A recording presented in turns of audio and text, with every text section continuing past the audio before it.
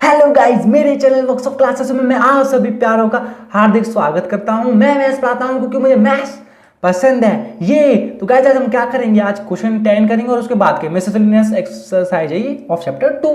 ठीक है, तो मेरे प्यारे क्या कहा गया है इसमें, देखो इसमें एक ए सेट दिया गया, जो भी दिया गया उसको अंडरलाइन कर लेते हैं। ठीक है, एक ए सेट दिया गया, बी दिया गया है और यहाँ पे एक ये बोला गया कि एंड एफ इस तरीके से और आर द फॉलोइंग ट्रू। अभी मैं समझा रहा हूँ बस मैंने अंडरलाइन किया। देखो कैसे इसमें एक ए सेट दिया गया, एक बी सेट दिया गया एंड एक फंक्शन दिया गया इस तरीके से। ठीक है, एक एफ दिया गया, आर दी फॉलोइंग ट्रू। देखो एफ इज ए रिलेशन, यहाँ पे फंक्शन नहीं है गाइस, मैंने फंक्शन बोल दिया सॉरी, पर यहाँ पे क्योंकि देखो आपको पता है जो फंक्शन डिफाइंड होता है, रिलेशन डिफाइंड होता है उसे आर से डिनोट करते हैं, फंक्शन जो डिफाइंड होता है उसे एफ से डिनोट करते हैं कि F from A to B. तो जस्ट मैंने देखा तो मुझे लगा एफ एक फंक्शन है, फंक्शन, बट आगे जब देखा यहां से मैंने पढ़ा कि F is a relation from A to B, तो इससे मुझे पता लग गया कि ये सिर्फ एक वेरिएबल है, नेम है। ठीक है, यहाँ पे ए भी डाल सकते हो कि नेम को बता रहा है। ठीक है, ये बहुत अच्छी चीज थी।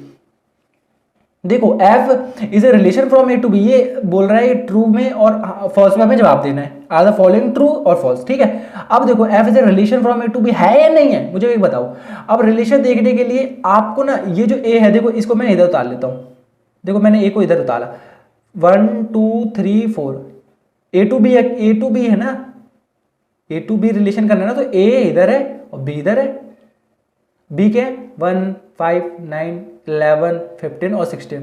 अब बोल रहा है कि f is a relation from A to B, जो ये f दिया गया है जो कि फंक्शन नहीं है, यहाँ पे f देखकर फंक्शन मत समझना, ये कोई भी सेट है बस। ठीक है, तो ये क्या रिलेशन है, तो गाइस देखो देख लेते हैं इधर। देखो 1 ने किसको तीर लगाया, 5 को। ठीक है, फिर 2 ने किसको तीर लगाया, 9 को।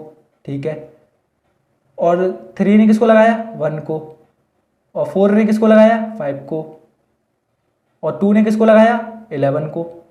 ठीक है, अगर ये पूछता कि ये फंक्शन है तो मैं कह देता नहीं है भाई, नहीं है। क्यों? क्योंकि 2 की 2 इमेजेस बन रही हैं। बट रिलेशन में आपको पता है कितने बन सकते हैं। रिलेशन का मतलब क्या होता है, रिलेशन का मतलब होता है अगर 1 है ना तो 1 का 1 के साथ भी हो सकता है, 1 का 5 के साथ भी करना है, 9 के साथ भी करना है, तो इसके साथ भी करना है, इसके साथ भी करना है, इसके साथ भी करना है। रिलेशन आपने सीखे होंगे 2 का, फिर 2 का भी सबके साथ। तो रिलेशन में ऐसे ये रिलेशन हो सकता है क्योंकि इसने 2 9 के साथ किया और 2 11 के साथ, ये तो सबके साथ कर सकता है ना, इनके साथ भी, इनके साथ भी, इनके साथ भी, पर 2 के साथ हमें करते हुए दिखाई दे रहा है। तो क्या दिखाई दे रहा है, तो हम इससे बस ये कह सकते हैं कि ये रिलेशन है, कि एफ इज ए रिलेशन, तो फर्स्ट वाला ट्रू हो जाएगा। आशा करता हूं गाइस फील है, पूरा फील है।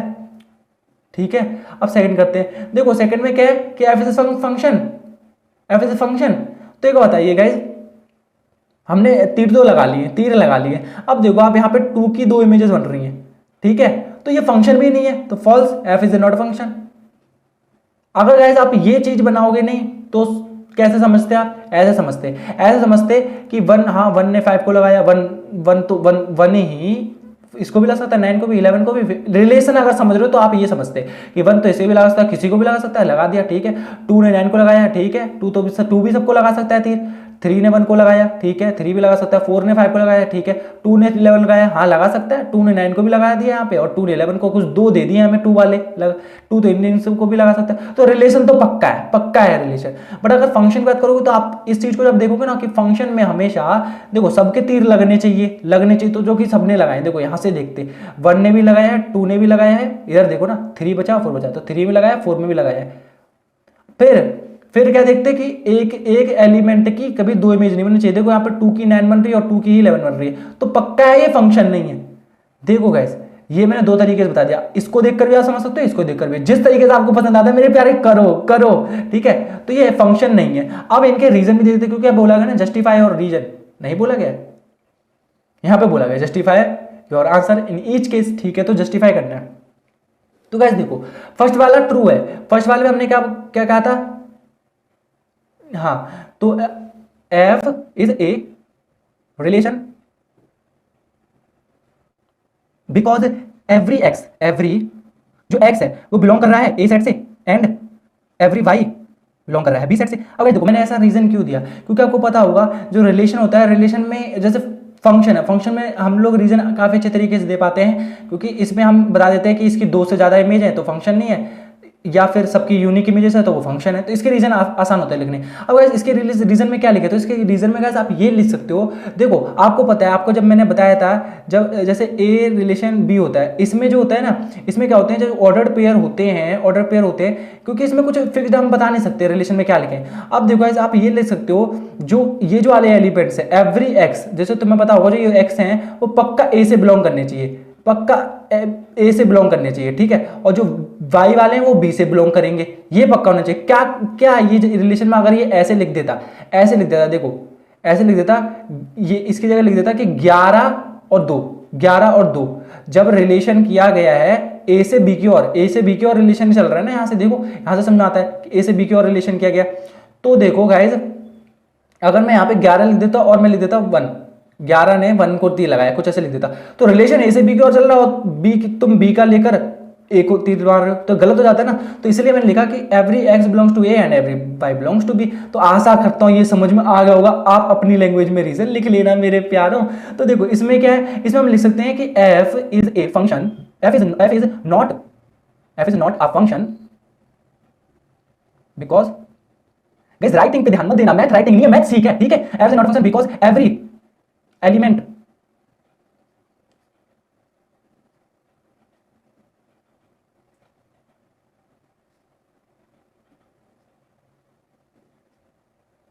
बी, ऐसे लिख सकते हो कि F is not a function because every element in set A have no unique images in set B.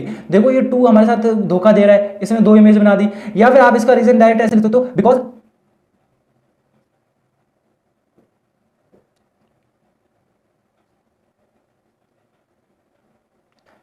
To makes 2 images, इस तरीके से लिख सकते हो। गाइस रीजन क्या है, रीजन आप अपनी तरीके से दे सकते हो, इंग्लिश है बस।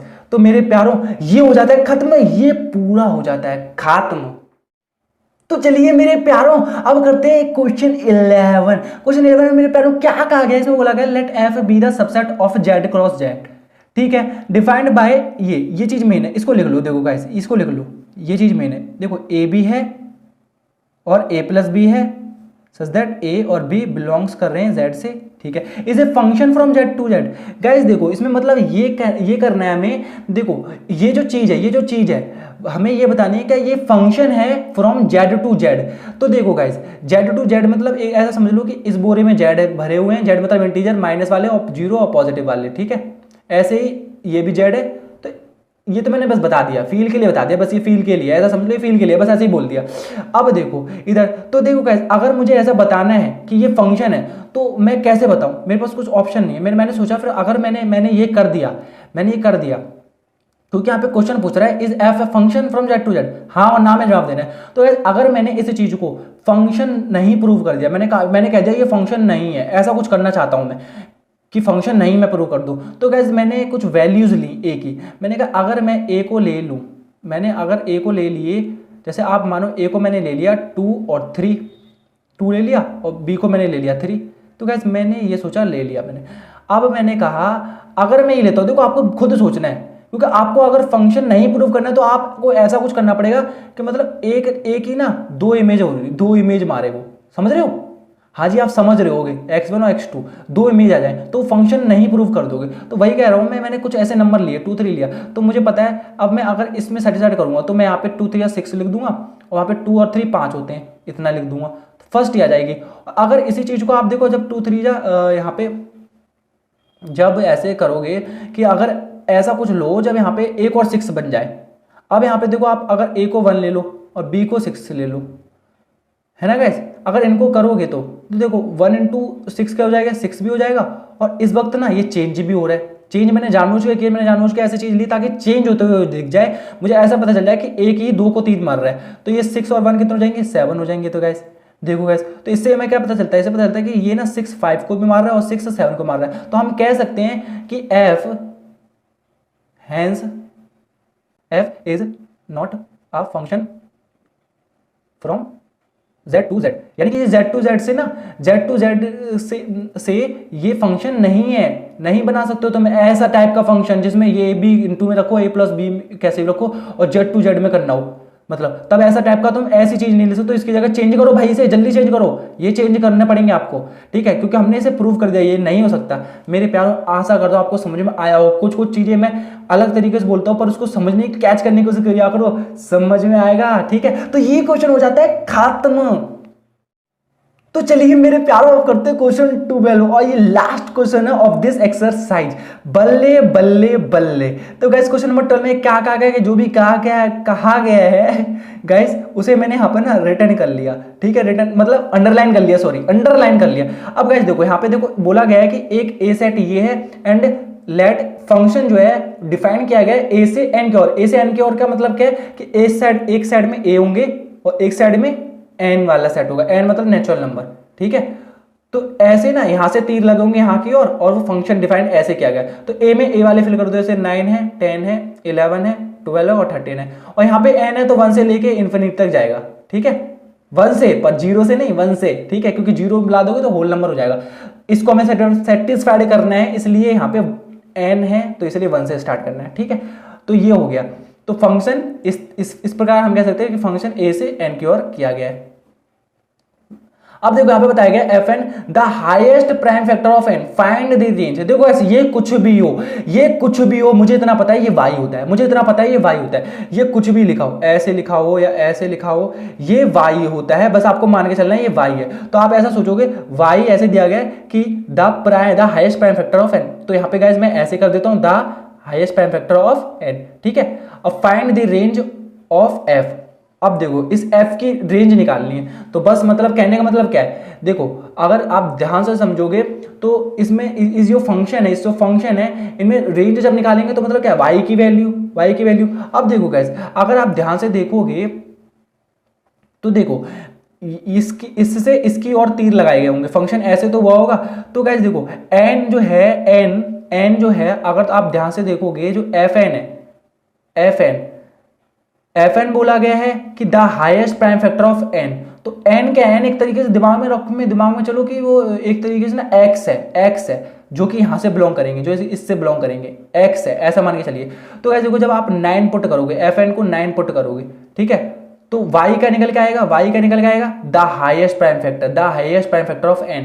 तो कैसे इसे सॉल्व करना पड़ेगा ना, 9 हमारा x है, ठीक है, हमने डाला, और ये पूरा सॉल्व करके जो भी आएगा वो उसमें हमें हाईएस्ट प्राइम फैक्टर लेना है, वही हमारा y होगा, क्योंकि ये पूरा y के बराबर होता है। तो इसको सॉल्व करते हैं, 3 3 जा 9।